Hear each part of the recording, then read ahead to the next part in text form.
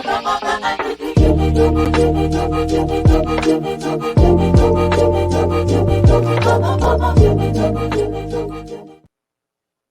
up, everybody? We're back. We got Michael Hill here again. It's amazing. 2 weeks in a row. 2 weeks in a row.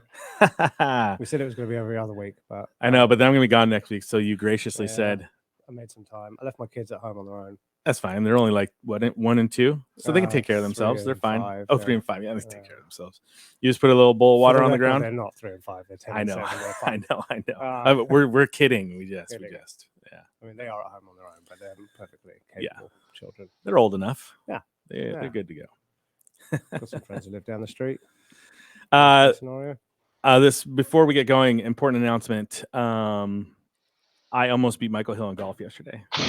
Huge deal. Literally started. Like that's the opening line. Like it's nearly beat him. Yeah, he look, actually beat me. He just nearly beat me. Nearly beat you. Beat me by 1 stroke. I just have to say it's coming where I will dominate Michael on the golf course. I'm gonna wrap this up so I can hit the driver. Yes. Yeah. It's like go work on your short game. And that's our show. And that's our show. Yeah, it was a fun day though. I enjoyed it. It's twice this week. Yeah, man, twice this week. Podcast 2 weeks running. Played golf twice this week with you. Look, I think there's something here. I think we got to do golf and a podcast minimum every other week. You ever watch those? God, what they call the good guys or something? They have a great golf. Good. Yeah, like the good golf. Yeah. Good golf. Yeah. So damn funny. Yeah, those guys have got it. Is it YouTube? Or is it is a YouTube thing. That's what you guys need to do is mic yourselves up. Mic yourselves up, have little cameras on the course with you, and just have do this podcast at golf while drinking. Wow. It's literally my favorite concept of all time ever, and I'm 100% into it. I think a lot of people would listen, and a lot of people would not listen. Yeah, but they'd be able to watch us fail around a golf course. That, but also, I mean, some of the best ideas we've ever had came on the golf course. True. 100%. We have some phenomenal ideas. But business is done. It is. I know. It is if you want it to be. That's the thing. I play a lot true. of golf, but I do it very strategically with people that I want to talk to. Yeah. No, we had a good group yesterday, man. We had a great group yesterday. It was fun. Tokenizing real estate. There's a whole lot of talks about that. Yep. That's the reason I played in high school. I was like, I want to have enough skill in golf and be good enough that, like, if I want to go out on the course with people down the road for business, I agree with you. It's a life skill. My 10-year-old is a pretty legit golfer already, and he's playing PGA Junior League. By the time he's 16, he'll be, if he sticks with it, he'll be a scratch golfer, and then that's a lifelong skill. I mean, he can 100%. He can accept any invite to go play golf and not show up in a way and be confident enough to have the business conversation as well as play the golf. Yep. I want to be clear though that I can show up at any course anytime and I'll play. I may not play well. I will play. I'll have to bring at least 6 or 7 sleeves of balls. I'm going to do you a favor. For sure. Make sure that we don't leave the golf conversation without mentioning that Nate has a 315-yard drive. This is fact. This is fact. His drive, it doesn't necessarily go where he wants it to go, but but you can hammer it. Away. Hey, very first drive on that driver, it was a brand new driver I got. So I've been literally hitting the same clubs for 12 years. So that I bought off eBay. But the first hole, first drive, 315 in the fairway.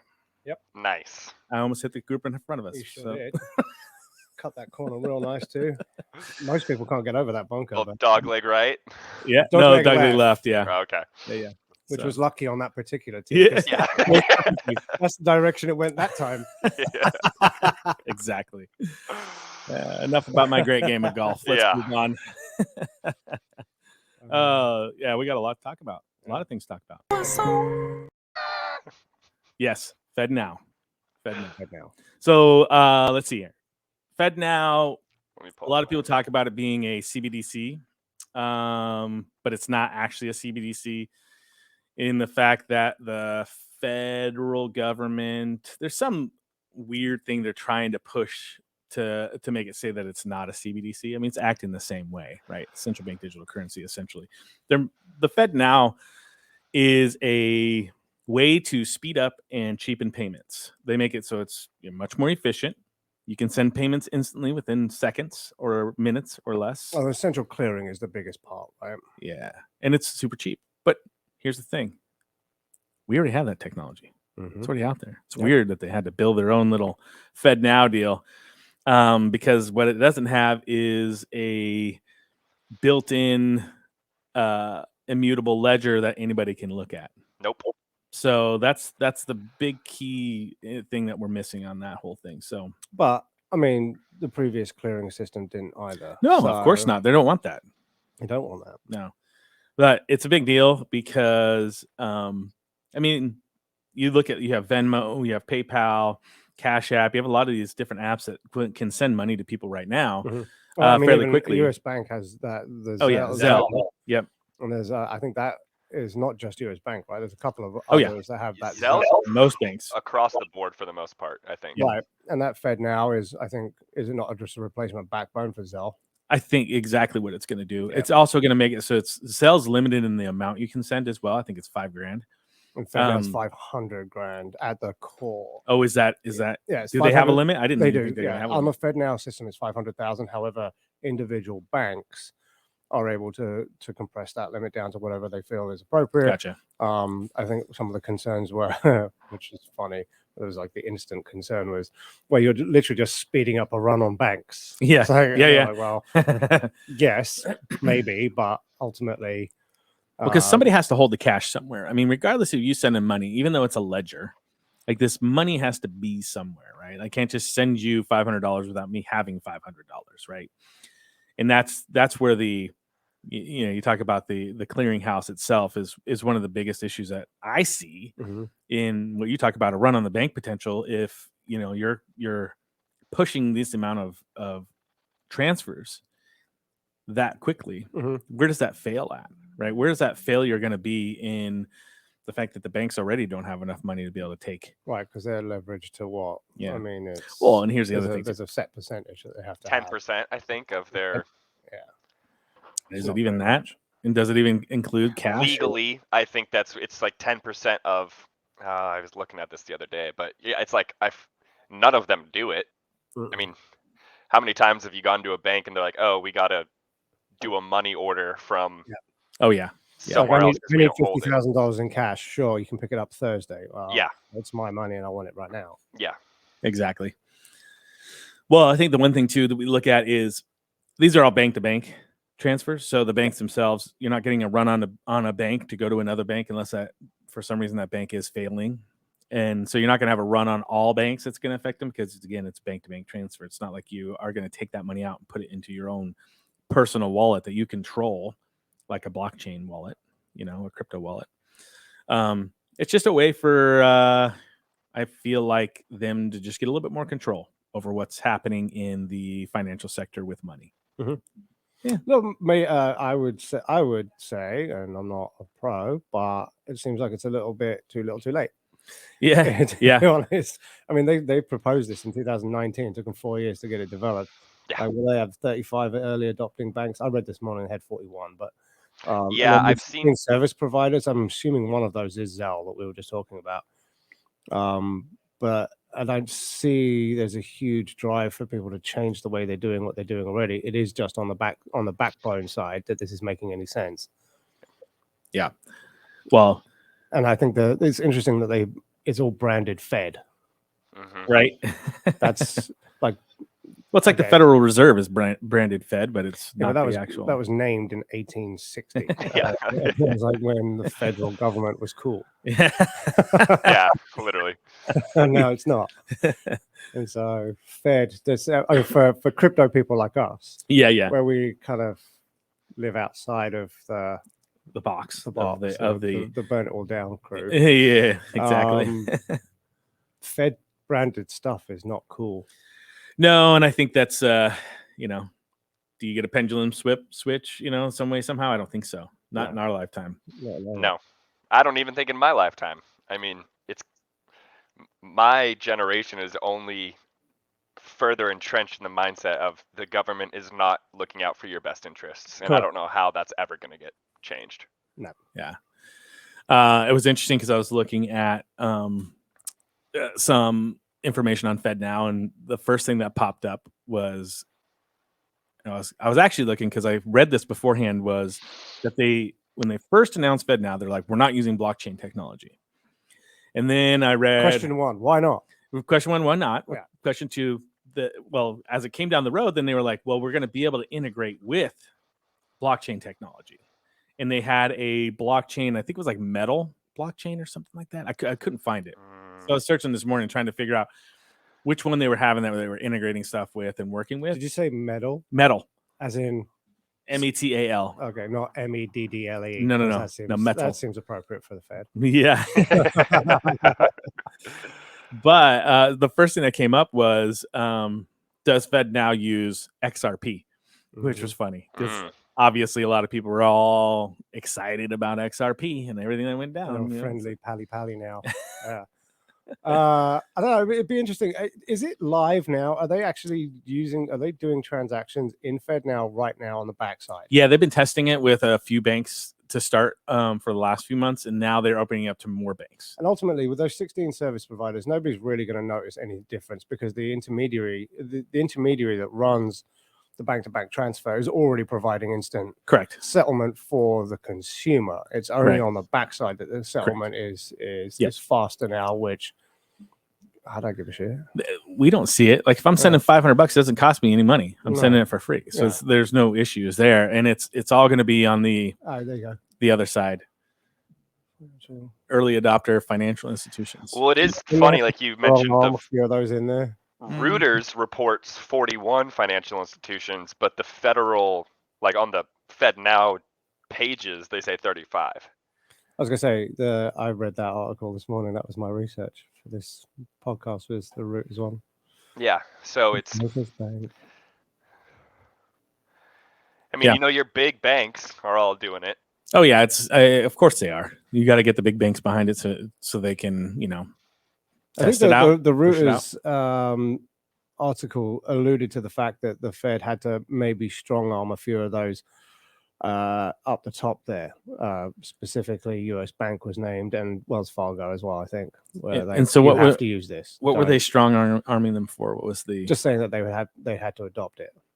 Oh, basically get on board or get the hell out. Yeah. Of course, you got to have them there. Make us look good. Bye. Yeah, I was gonna say something super rude, but I'm not going to. It's okay.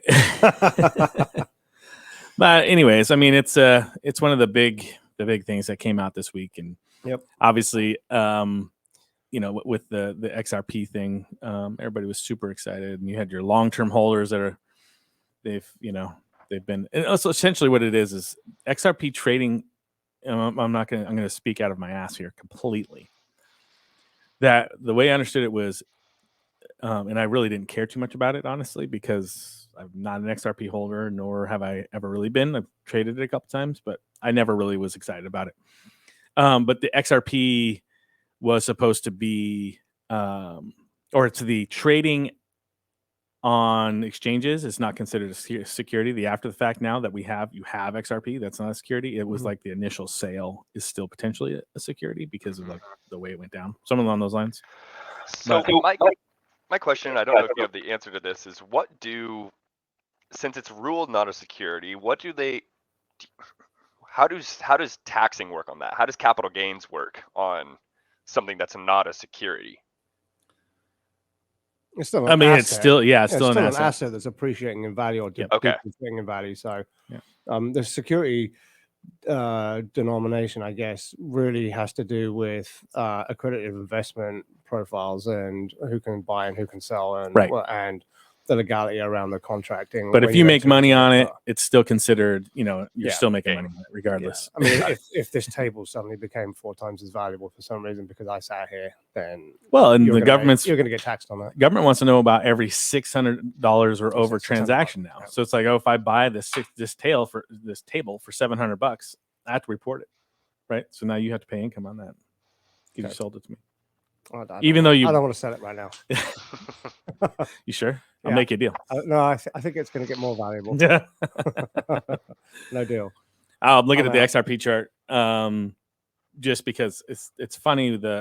everybody's been vindicated and they've held for so long, and I am not a fan of the hold shit coins to zero or hold them for, even if you're so just excited about that situation. When you're in a position that you've made money on something, like, take some profits. It's Get not financial out. advice, though, is it, Nate? That's what I do. I know. People can do what they want. I'm not giving you financial advice at all.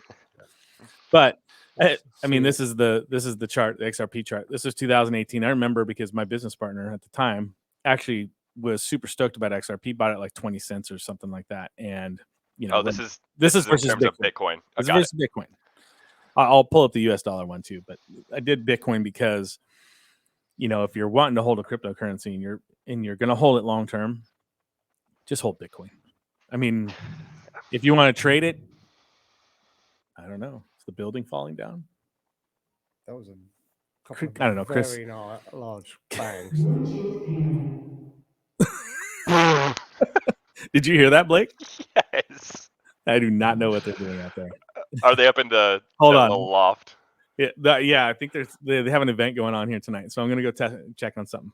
Okay. Keep talking, Michael. Keep talking. Keep them interested. I'll go back to the Fed Now thing because Yeah, let me switch my screen back. I mean, we don't need to switch screens or anything, but having worked for the government for 5 years, I actually think, props are due in that.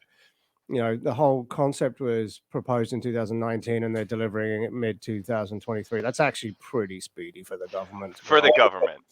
For the government at something this scale. Mm-hmm. This is an all-encompassing backbone that took 4 years to develop during COVID or during the pandemic and under some tight circumstances financially anyway. I'll give props where props are due on that. They did actually deliver something. How beneficial it is really doesn't affect me personally, but good job. I also think that this XRP settlement and some other things around the Coinbase and Binance SEC lawsuits, I am more bullish on how the US government specifically has kind of kowtowed a little bit and saying, okay, we can't buck this inevitable trend of moving towards digital currencies. And you were mentioning a central bank digital currency. Yeah. And I believe I've read some things, but I don't actually believe anything I read now. That it's all written by AI. Was there not a mandate from Biden to create one? I think there was something along those lines. Yeah. Ago, he signed some kind of order, allegedly, because I read it on Reddit, and it may or may not be actually true, that he said that the US Treasury needs to create a digital version of the US dollar that is blockchain. I don't think they said create it. I think it was they created a group that was basically going to research and put the time in for creating one, but they didn't. I don't think it was said we have to have it. I also read, and this is only piquing interest on the peripheral, is that I heard that the US government is sitting on more than $1 billion of minted $1 coins because the US population refuses to use them. Probably like the gold coin, like the. Which in Europe, we've had the British pound coin, for forever. 30 years, and it just seems bizarre to me that they weren't able to force that adoption. Hey, nobody likes to carry change around their pocket anymore. I mean, especially now, like you got Apple Pay and everything else. You can walk into a store. Like rarely do I bring cash unless I'm paying the. But like those paper ones, man, they're disgusting. The paper ones? Yeah. I don't use ones. You must be a pleb. I'm sorry. Hey, I use ones all the time. Yeah, you just go to the wrong clubs. Well, I go there to accept ones, bro. Just saying. I hate the ones. You get that post-nut clarity, you are overpaying. I took a it's too dark funny. turn. Woo! Where we at? Woo, Where we at? Yeah. That's money. Well, I want to talk about what you mentioned, the bullishness wise, right? Like the XRP thing is bullish in the fact that now there's tons of shit coins out there that are like, hey, guess what? Our coin's out there. We're not a security. Trade the shit out of it. Go for it, and people can hold it and do their thing. A lot of people looked at it that way. I think I don't necessarily consider XRP to be a shitcoin. That's everything other than Bitcoin is a shitcoin. Although I have to put ETH in that as well, because Yeah. ETH actually has a lot of utility that people are doing. Everything else, Everything's is a built on shitcoin. Show me something else that's actually. Show me a token that has a company behind it that actually makes money, that is creating a product that it needs an actual token for that. Well, Bitcoin doesn't, so I don't know why we're aligning those two things. I'd go Monero. Okay, you convinced me on that one. Yeah, I agree. XMR is for sure. still out there For sure. and it is just a store of value. It does nothing else other Done. than that. I will not deny that at all. Okay. For sure. Do I win? You win. God, 2 days in a row. Yeah. I'm quitting right now.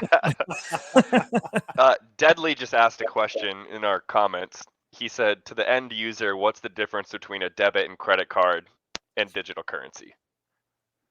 Absolutely nothing.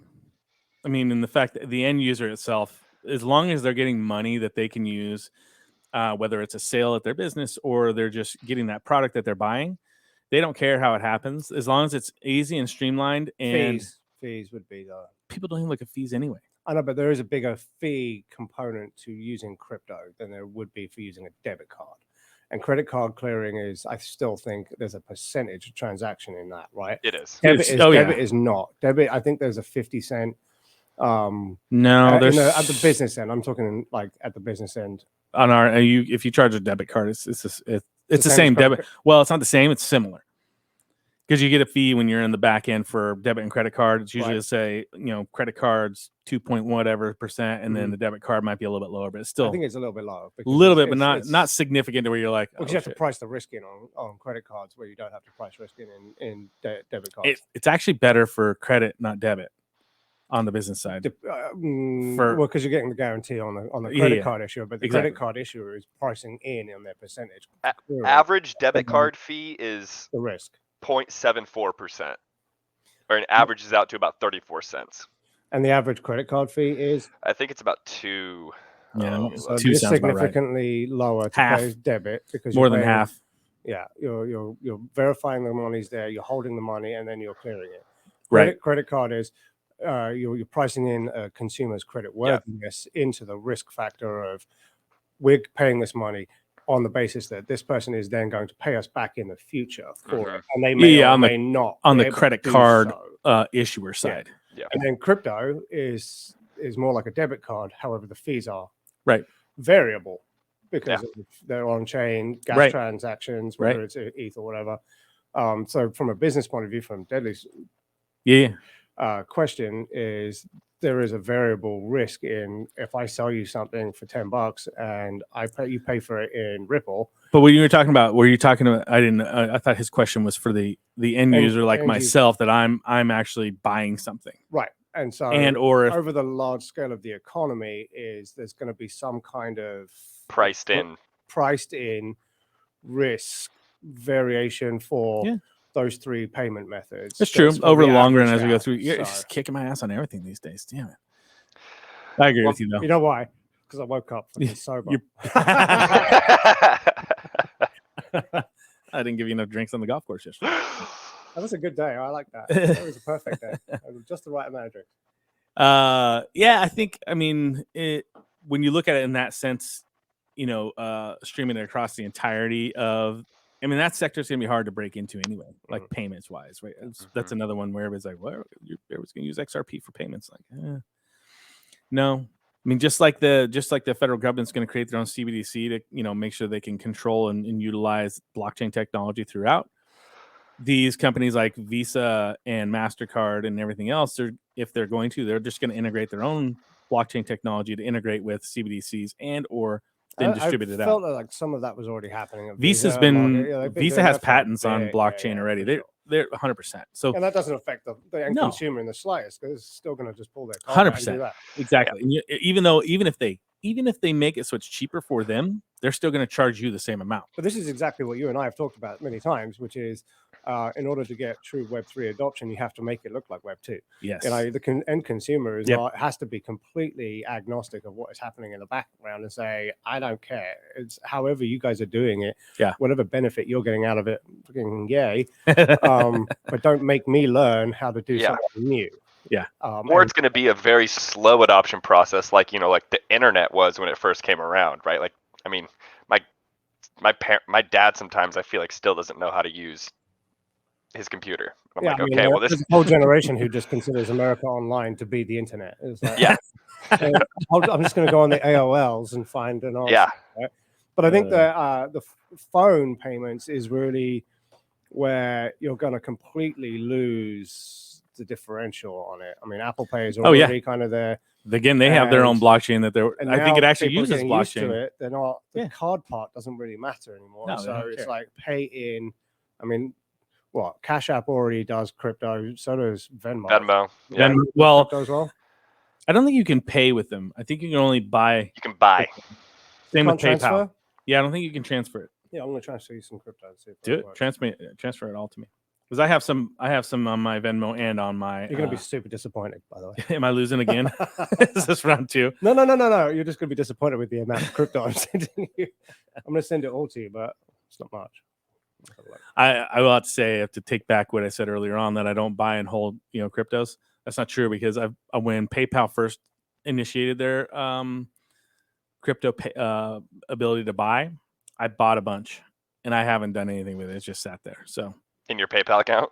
in my PayPal account, yeah. It's funny mean- because I got a payment for.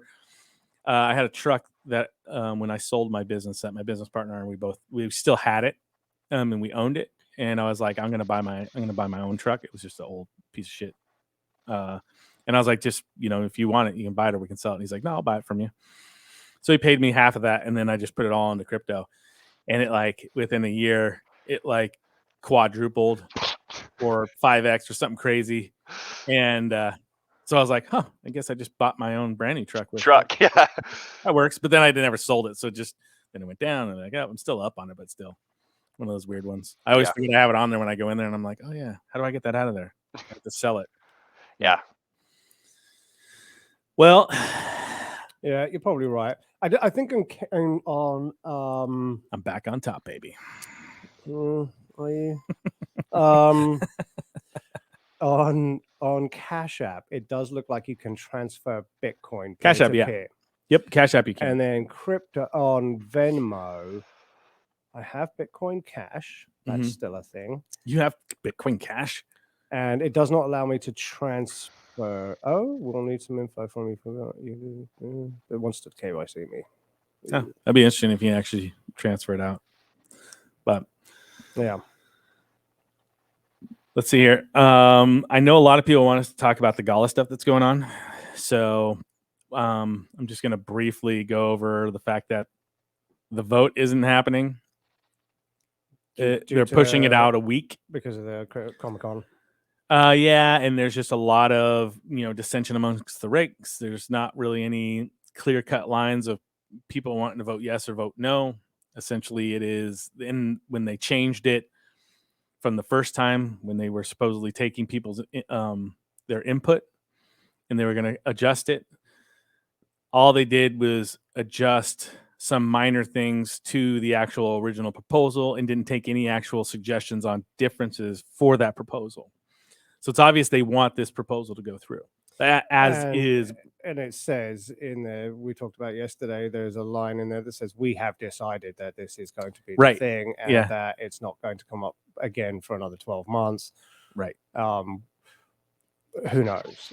I mean, Which is funny when you talk about the whole idea behind it is the decentralization of it, yet this centralized entity is the one that's pushing this forward Mhm. in the idea of it, which, to be honest, to get this, if they were to do that, you have to have a centralized agency to be able to decentralize it. You have to push it forward. because it's not set up for you that need right now. administration and coordination and all, Yeah. and For sure. I development and all these things. personally completely disagree with the proposal. I don't think it's going to decentralize the network in the way that I feel is truly decentralization. We talked about it the last time, and it's the same thing in the fact that you're going to be able to multi-account. They've already stated that you can, if you have. Is it in the proposal though? Because I know Huh? that it was stated by.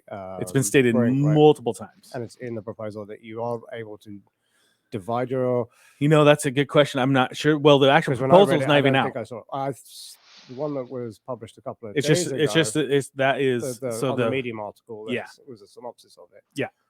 I don't know if that's going to be in there or not, but it's a good thing that they should put that in there. Well, you need to, before we all vote on it, we need to make sure it is in there when they when they put the language out for the vote. Right. We need to make sure that it does say you will be allowed to have multiple accounts on Gala, which is in contradiction to the actual user agreement. So they're going to have to change the user agreement in order to make which there was a whole thing that just came out.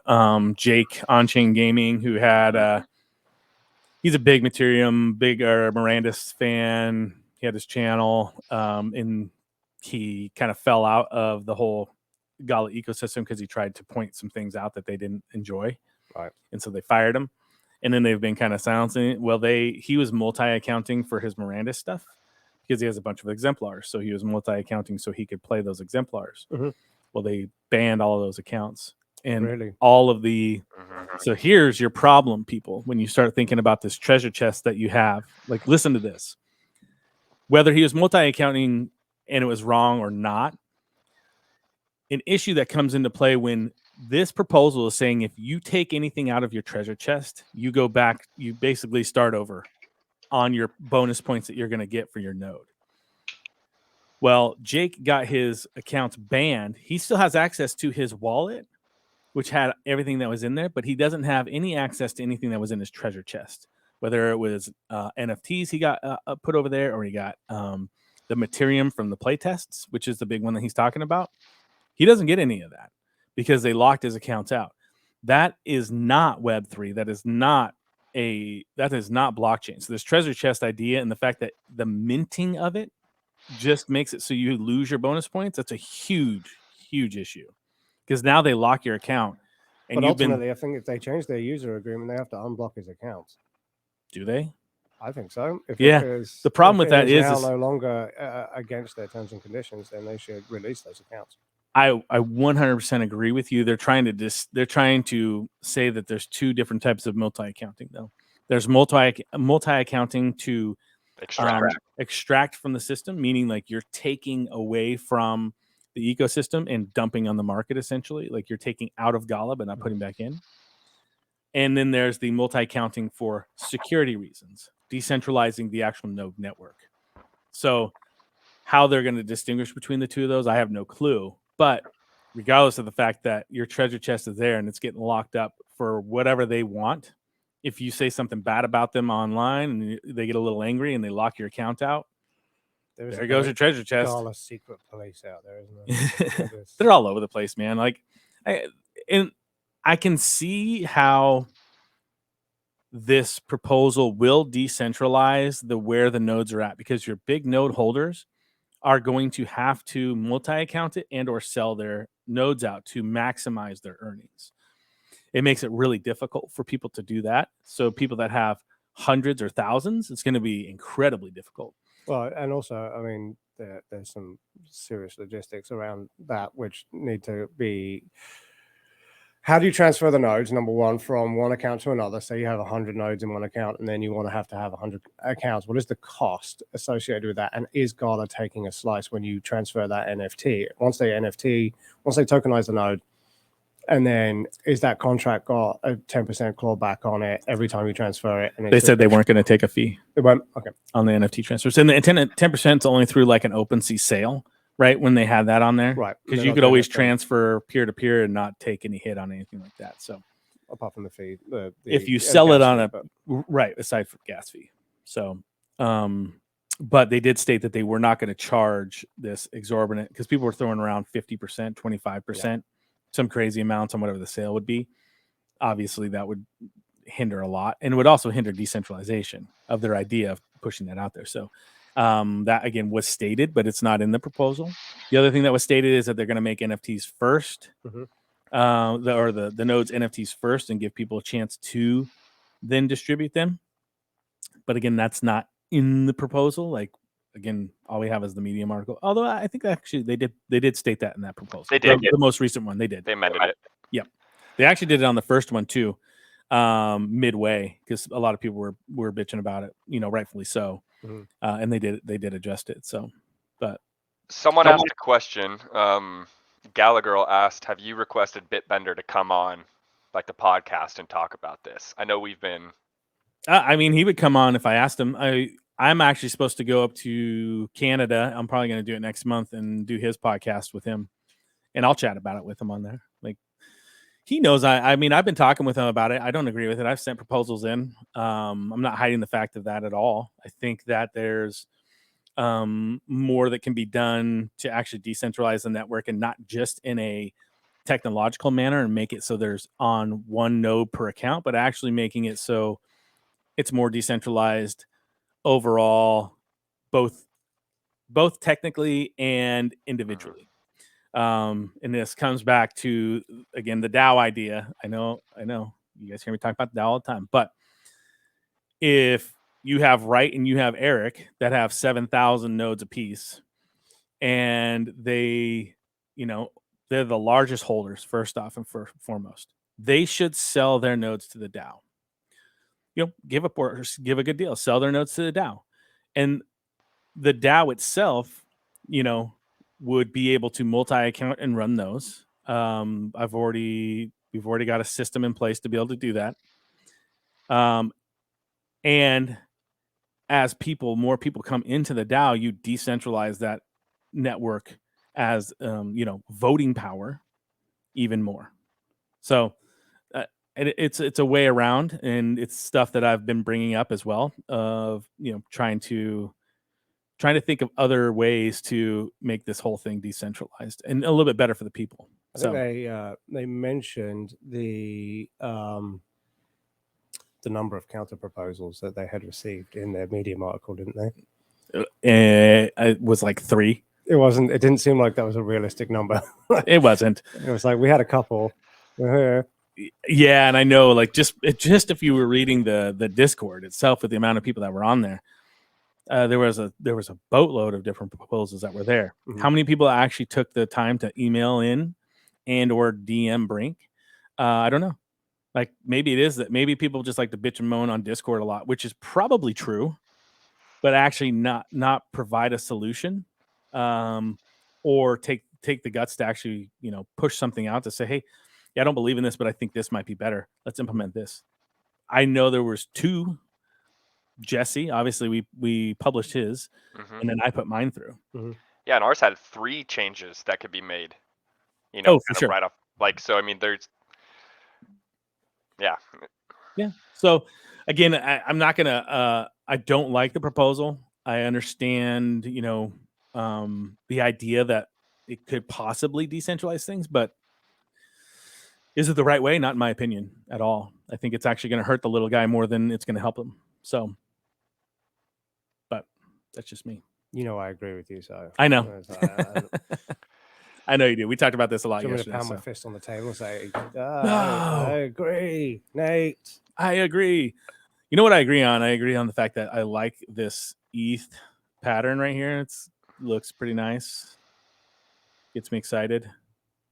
I'm just so bullish with all the things that are happening. So, not to say that we can't go down any further. Obviously, we can always go down. But damn, things look good. Things look good. I'd be happy with this. I mean, you like a year and a half ago, remember? Well, maybe more than that. I'm a big sentiment guy. Oh, and you're talking here. No, this one here. No, I'm not even on the charts. I think I'm very empathetic to the market. I don't do the fancy charty shit you do. You're a memethetic. I'm memethetic. That's right. Yeah. I mean, the Bogdanovs are dead, so I don't have that indicator. I think the meme will live on. The meme probably will live on. Yeah. I generally feel like there is, it's not going anywhere. It's moving in the right direction. Some stuff is settling out, is the thing. I mean, I think government, markets, human endeavor are all coming together to sort of say, get on the train or fuck off. Well, and I just think it's everybody's waiting on this ETF to get approved. Yep. That'll be a big one. That'll be a big deal. It's going to be a monster deal. Mm-hmm. So you just look at the assets under management. It's just the power that they have to drive price. I mean, we talked about this in the past, like as soon as a country adopts Bitcoin, we're going to just see it go through the roof. And I mean, when you think about America, it is kind of Vanguard and BlackRock. So, I mean, I think that is kind of the country adoption to a degree. 100%. Oh yeah.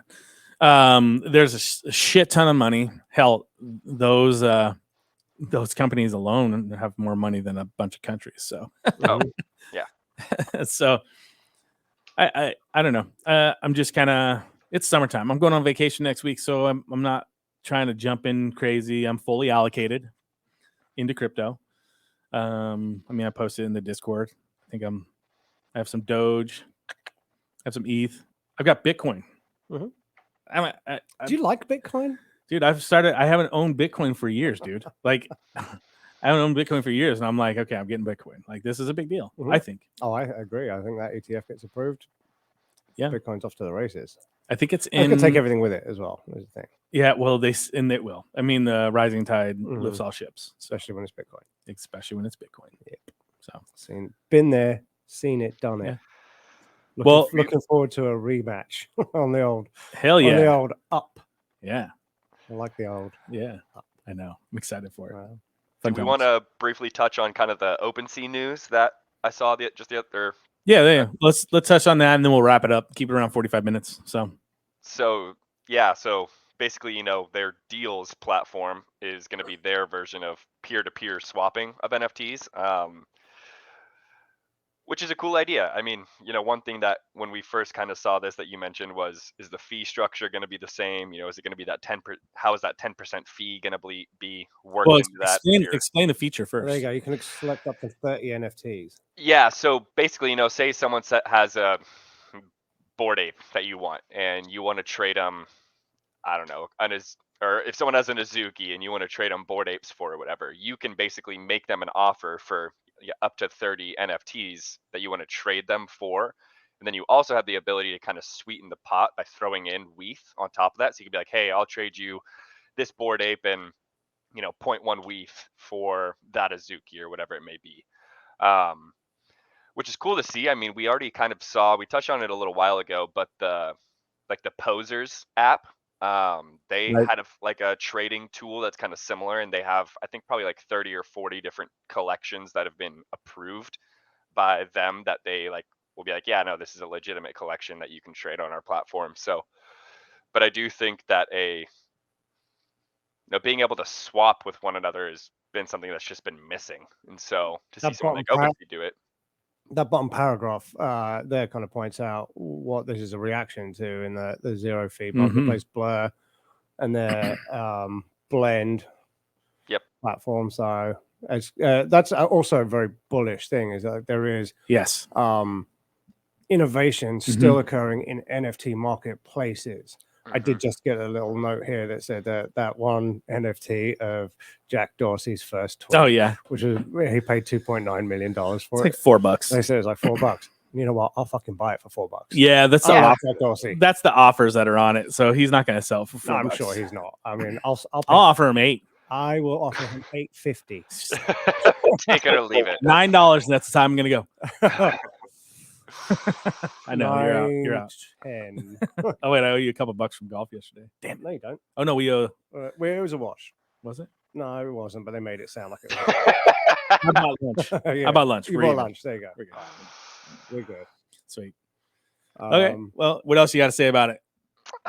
Not too much, really. I mean, I just saw this morning and had kind of see a couple things on Twitter about it. Obviously, CoinDesk put this out. But yeah, it was. I have a question. So is this like going to be straight up directly integrated into the existing OpenSea UI, or is it a separate platform? And if so, is essentially when I go into OpenSea, first thing I do is hit profile and then offers received. And I go down that list and see if anybody fat fingered something that I might want to just accept. Yeah, I'll take that. Why are you paying 1,000 times more than it's worth? But I'll take it. And is it then going to be, is that going to come up in the offers received box? That'd be interesting. Yeah. Dude offered me like I don't even know. 2 Docks on Elves for my Townstar storage. That would be or interesting to see, because then it becomes because it comes quite complicated in that. 100%. Yeah. Probably going to be more of a peer. Well, actually, they said peer to peer, right? Like, as in, I think it's going to be. I don't think it's going to be there. I think it's going to be more of, hey, Michael, we've been chatting on Discord. Let's do this, and you're gonna be like, okay, cool, Yeah. and then we set it up. I do think it will be at least somewhat separated, because like if you go and if you click on this link or whatever, it does kind of take you to slightly different user interface than the traditional OpenSea one. So that's a good question, though. I would if you make a deal for someone, I doubt that would show up on the OpenSea side. I feel like it'd almost be more like kind of silent auction-y in that sense of your. It's going to be, definitely it's going to be, I haven't had one yet, but I'm sure, they're going to start rolling through is like OpenSea DMs. Hey, I noticed you have one of these. Would you be willing to consider this composite offer of? Where's it? LooksRare has that. Yeah. They have it integrated to where you can message people. And do they structure currently like a multi NFT to single NFT, or? I believe they do. Actually. And how complicated can these deals get? Because it's set up to 30 NFTs plus WETH, right? Yeah. Could you do like a bucket of NFTs on both sides of the deal, or is it?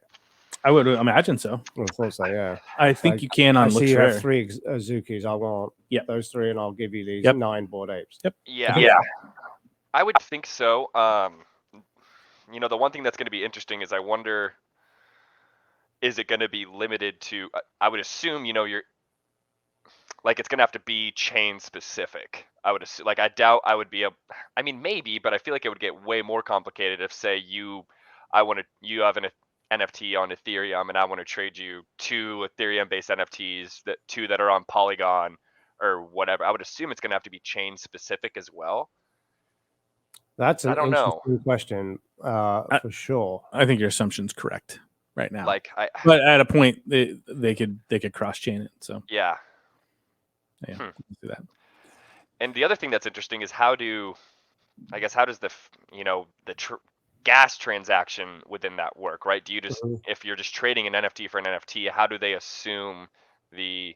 Well, they should wash out ultimately, shouldn't it? I would think so. Yeah, it's like in order to execute this transaction, you both need to have the right amount of ETH to pay the gas, right?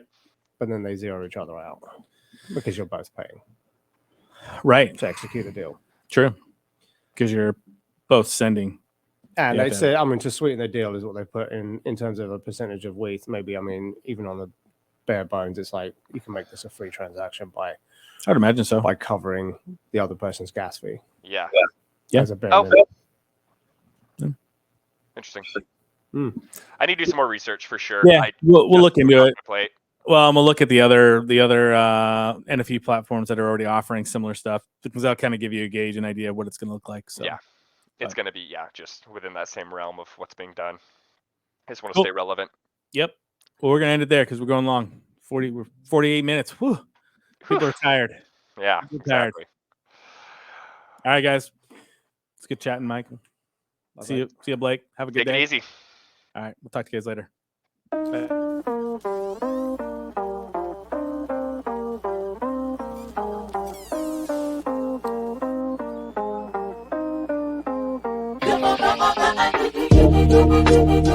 Bye.